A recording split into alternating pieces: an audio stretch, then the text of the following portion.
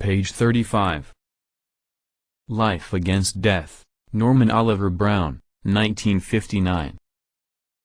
The Psychoanalytical Meaning of History. Part 1. The Problem. The entry into Freud cannot avoid being a plunge into a strange world and a strange language, a world of sick men, a diagnostic language of formidable technicality. But this strange world is the world we all of us actually live in. Chapter 1. The Disease Called Man. There is one word which, if we only understand it, is the key to Freud's thought. That word is repression. The whole edifice of psychoanalysis, Freud said, is based upon the theory of repression. Freud's entire life was devoted to the study of the phenomenon he called repression. The Freudian revolution is that radical revision of traditional theories of human nature and human society which becomes necessary if repression is recognized as a fact. In the new Freudian perspective, the essence of society is repression of the individual, and the essence of the individual is repression of himself.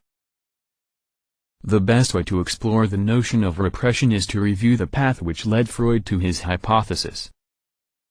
Freud's breakthrough was the discovery of meaningfulness in a set of phenomena theretofore regarded, at least in scientific circles, as meaningless: first, the mad symptoms of the mentally deranged; second, dreams; and third, the various phenomena gathered together under the title of the psychopathology of everyday life, including slips of the tongue, errors, and random thoughts. Now, in what sense does Freud find meaningfulness in neurotic symptoms, dreams, and errors?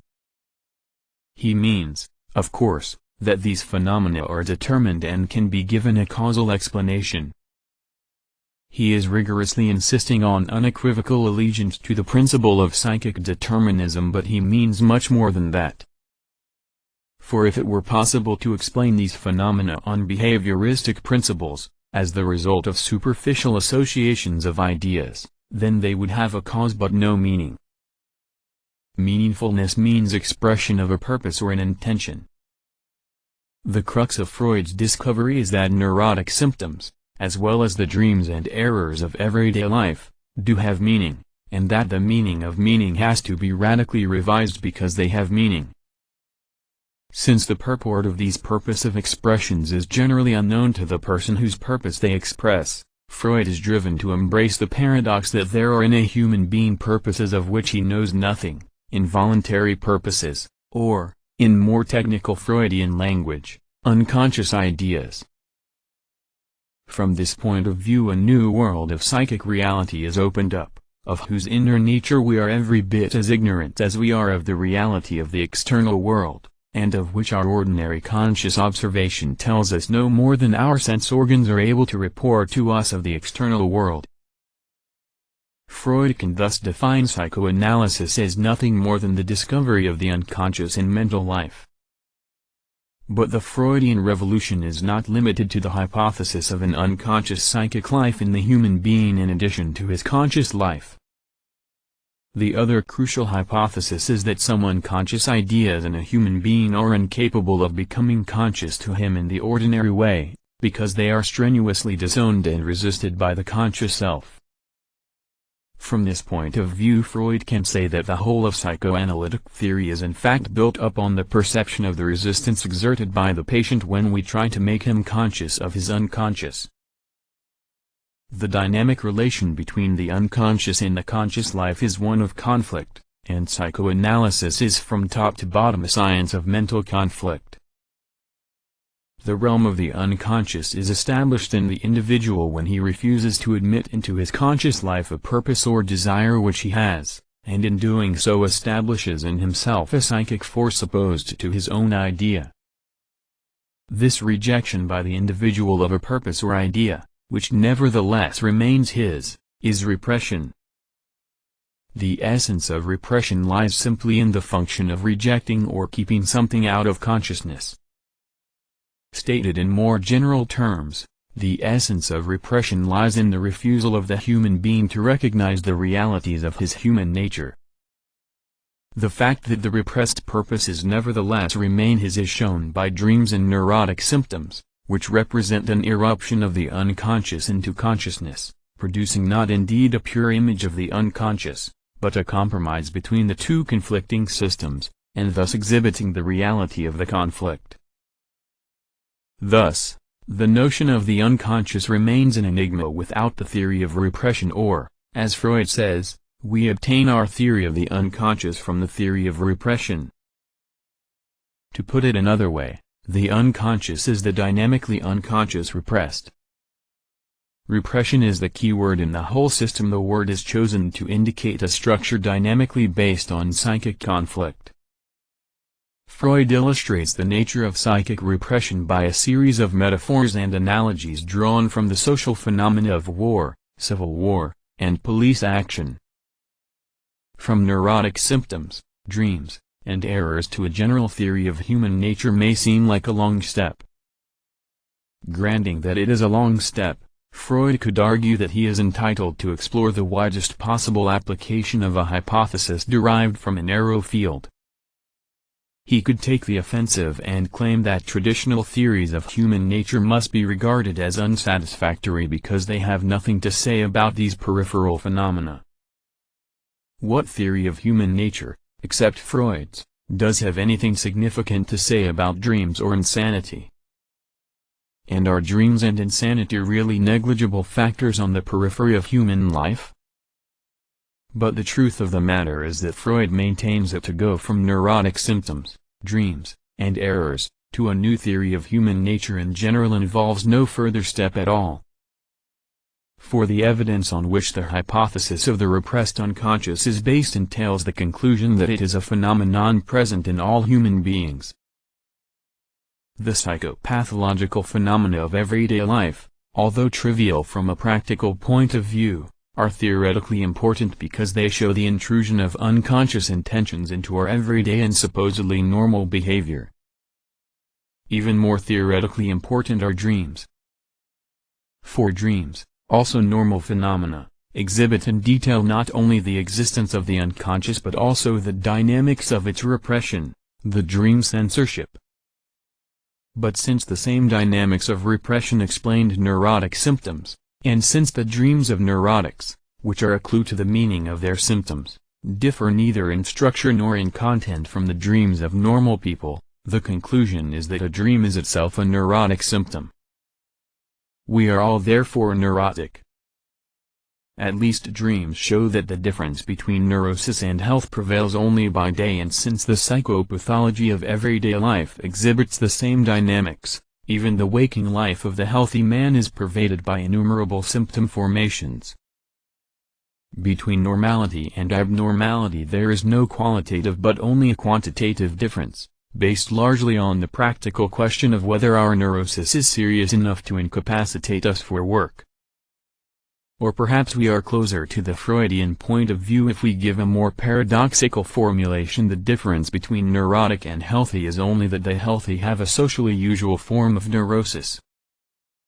At any rate, to quote a more technical and cautious formulation of the same theorem, Freud says that from the study of dreams we learn that the neuroses make use of a mechanism already in existence as a normal part of our psychic structure, not of one that is newly created by some morbid disturbance or other.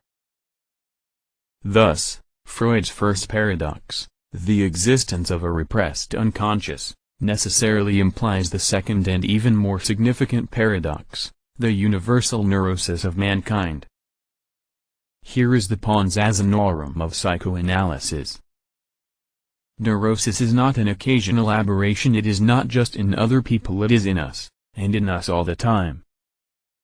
It is in the psychoanalyst. Freud discovered the Oedipus complex, which he regarded as the root of all neurosis, by self-analysis. The interpretation of dreams is one of the great applications and extensions of the Socratic maxim, know thyself. Or, to put it another way, the doctrine of the universal neurosis of mankind is the psychoanalytical analog of the theological doctrine of original sin. The crucial point in Freud's basic hypothesis is the existence of psychic conflict, the hypothesis cannot be meaningfully formulated without some further specification of the nature of the conflict and the conflicting forces. Now Freud made repeated analyses of the fundamental psychic conflict, at several different levels and from several points of view. Let us at this point try to abstract the common core from these various accounts. In our first description of Freud's theory of repression, we use the word purpose to designate that which is repressed into the unconscious. This excessively vague word conceals a fundamental Freudian axiom. The psychic conflict which produces dreams and neuroses is not generated by intellectual problems but by purposes, wishes, desires.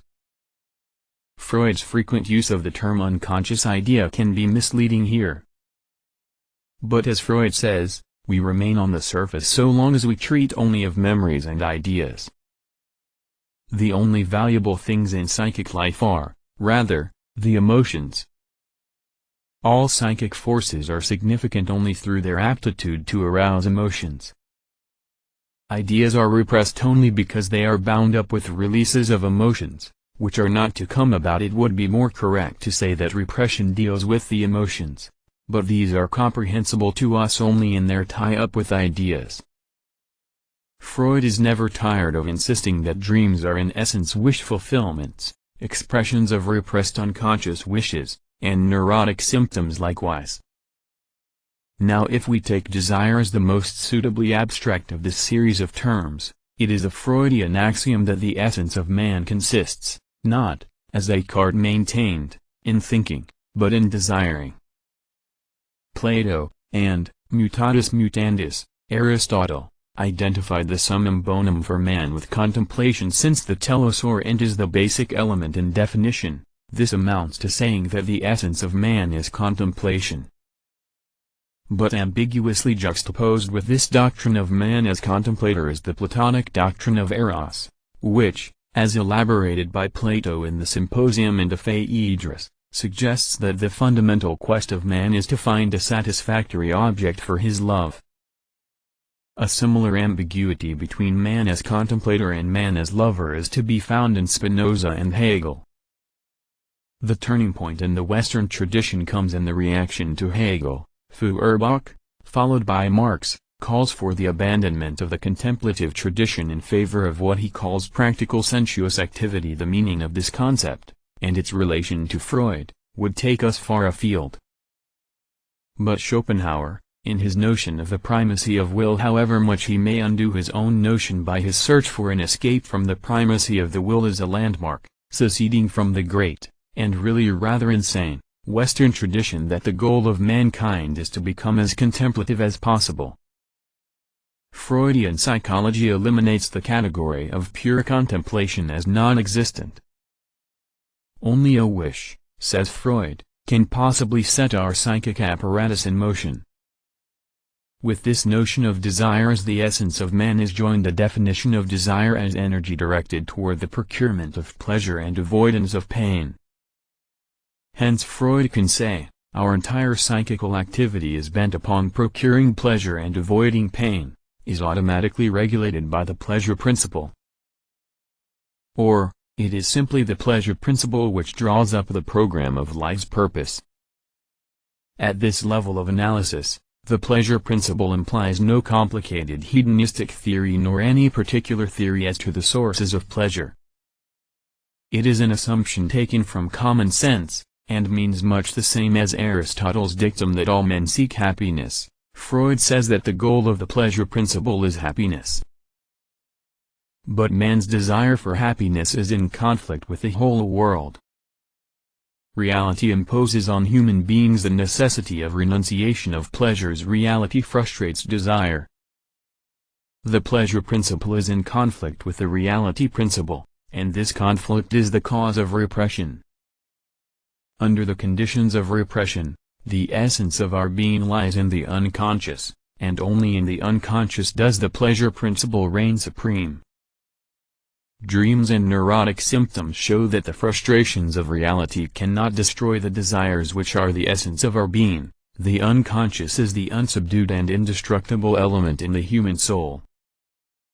the whole world may be against it, but still man holds fast to the deep-rooted, passionate striving for a positive fulfillment of happiness.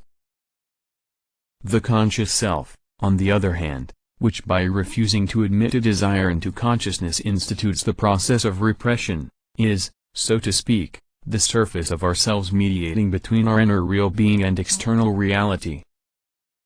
The nucleus of the conscious self is that part of the mind or system in the mind which receives perceptions from the external world.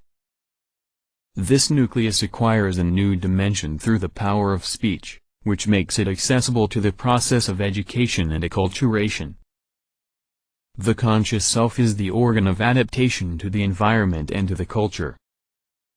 The conscious self, therefore, is governed not by the pleasure principle but by the principle of adjustment to reality, the reality principle.